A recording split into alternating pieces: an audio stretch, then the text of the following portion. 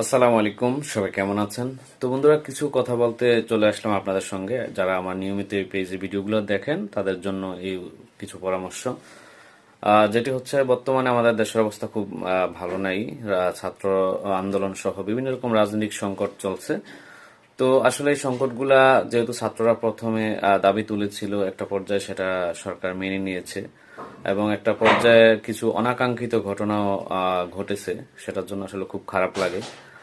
তো আপনাদেরকে একটা বিষয় বলবো, সেটি হচ্ছে আসলে ফেসবুকে আমরা প্রায় সময় যেটা সামনে দেখি সেটাই শেয়ার করে ফেলি। আসলে এটা সত্য মিথ্যা যাচাই না করে অনেক সময় আমরা এটা শেয়ার করি। এটা কিন্তু খুবই একটা ভয়ঙ্কর বিষয়। যে কোনো সময় একটা বিপদ হতে পারে এই বিষয়গুলো শেয়ার করা নিয়ে।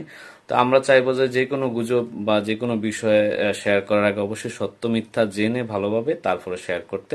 তাহলে সেটা আমাদের জন্য ভালো, আমাদের দৈনন্দিন জীবনের জন্য ভালো। গুজব ছড়ানো হলো না। ধন্যবাদ সবাইকে।